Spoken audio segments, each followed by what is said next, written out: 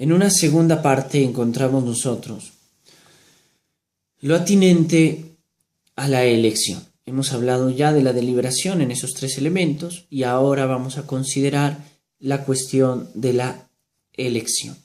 La elección es el momento en el cual la voluntad interviene y el sujeto va hacia lo que quiere. Es decir, es el momento en el cual se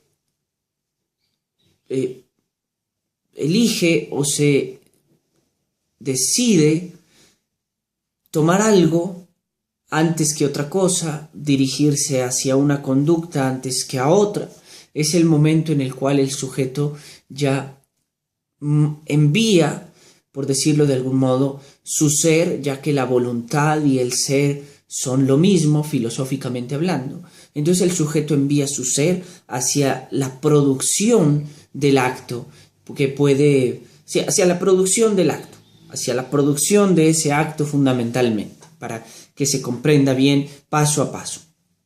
Entonces se da este momento en el cual la elección juega un papel fundamental y hemos dicho que para la elección entra en juego la voluntad. De tal modo que normalmente hablamos del momento deliberativo y hablamos del momento volitivo o del momento de la elección. Pero resulta que en materia penal ha sido fundamental para la configuración del iter criminis separar ese momento de la voluntad. Es decir, hemos dicho que el momento deliberativo es cuando el sujeto decide si comete o no comete el ilícito. ¿Cuál es la mejor manera para cometer ese ilícito? Y en algún caso, ¿cuál sería la manera para quebrantar el principio tutelado sin romper la norma? Es decir, ¿cuál es la manera para no romper la norma? Es como un acto de malabarismo. El sujeto se convierte en un sujeto de una habilidad impresionante para quebrantar los principios constitucionales, tutelados constitucionalmente, sin romper la norma. Después de que ha tomado esa determinación, es decir, de que conoce el camino, el sujeto se lanza a recorrer ese camino, que es el momento de la elección como tal. Es cuando el sujeto dice, voy sobre esto y efectivamente va. Pero para poder configurar el iter criminis, a la voluntad le hemos quitado el elemento de la acción. Y tenemos la voluntad ahora no como ese recorrer el camino, sino como la aceptación plena de la deliberación. Es decir, he encontrado el modo de hacerlo y lo haré. Pero digo que y lo haré porque lo estoy proponiendo como en un futuro, cuando en el campo antropológico se entendía como un presente. Es decir, he encontrado el camino y voy a recorrer el camino. Recorreré el camino o empiezo a recorrer el camino. Y la voluntad o la elección solo se entendía cuando ese recorreré el camino se ponía en un presente. Cuando el sujeto decía, entonces, empiezo a recorrer el camino.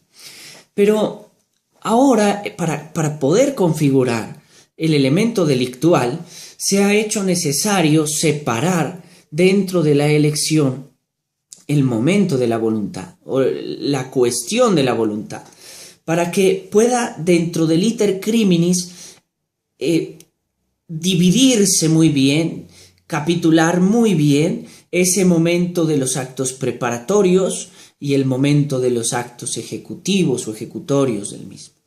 Entonces, vamos aquí a tener que separar, o se va a ser necesario que la voluntad, por tanto, sea separada de la acción y aparezca la voluntad como un hecho de aceptación, es decir, del querer cometer el acto punible. Ya habíamos dicho que con la deliberación escogimos el mejor modo y con la voluntad ahora aceptamos ese modo. Y para esto se hace necesario no solo la aceptación de ese modo, sino que va a ser fundamental también, además de la aceptación de ese modo, otros dos elementos fundamentales para la configuración del mismo, que son la intención y que es el fin. Así se configura el iter criminis en su totalidad. Es decir, hemos partido del elemento deliberativo y ahora tenemos dentro de los actos preparatorios el elemento de la voluntad y el elemento de la intención. Y hemos hablado de un elemento más que es el fin, que se conseguiría con los actos ejecutivos o los actos ya de resolución de la acción. Es decir, cuando ya se intenta, se lleva a cabo los actos para la consumación del punible. Pero entonces vamos a dejar por ahora, por un momento, vamos a dejar quieto ese fin y vamos a concentrarnos en estos otros dos elementos. Son la voluntad, con la precisión que le hemos hecho, de que hemos quitado la acción y la hemos mandado allá hacia el momento del fin. La acción ahora hace parte del fin, jurídicamente hablando, porque si no, no se podía configurar la teoría delictual. Y entonces el fin ha quedado allá con la acción, ya en los actos ejecutorios. Y dentro de los actos preparatorios han quedado estos dos elementos con las precisiones que hemos hecho, es decir, el elemento de la voluntad y el elemento de la intención. Entonces, para poder continuar, vamos a hablar de estos elementos. Voy a hacer por eso una precisión aquí que hace Fontán-Balestra para que podamos en algún modo reforzar lo que se ha dicho y entendamos cómo se da el iter criminis, y por eso Fontán-Balestra nos dice que solo actúa delictualmente quien sabe lo que hace, ¿no? Es decir, quien tiene conciencia del hecho punible y voluntad para ejecutarlo. Expliquemos esta cuestión entonces para poder comprender lo que se ha dicho. El primer elemento que hemos dicho que es la voluntad ha quedado clara ya, es la aceptación del hecho punible. Se ha dado la deliberación, porque sin deliberación la voluntad quedaría incompleta, y ahora se da el elemento de la aceptación respecto de esa deliberación. La deliberación puede darse, claro, en esos tres pasos separados, o podría darse de un modo mucho más ágil, ¿no? Mucho más ágil en algo que podríamos llamar simplemente la eubulia. Es decir, no con esos tres momentos separados que generalmente es lo que sucede en los delitos contra la administración pública, que se debe cada uno de esos momentos que señalamos, la sinesis, la sindéresis y posteriormente la nomé, sino que podría darse simplemente, como en otros delitos, a manera de eubulia, es decir, rápidamente la mente delibera, escoge la mejor manera y por tanto se lanza hacia ella, se da la aceptación.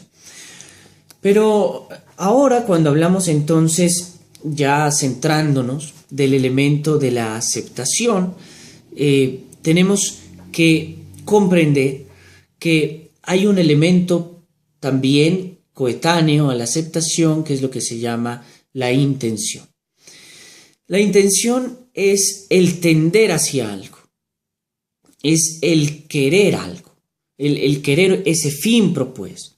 Y la voluntad, en cambio, o la aceptación, tendrá que entenderse como el querer eso que se ha planeado o que se ha planteado con antelación, ¿no? Entonces tenemos dos momentos aquí, los dos que en algún modo implican el querer, pero el uno implica el querer respecto de lo planeado, de lo deliberado, y el otro implica el querer respecto de un fin propuesto.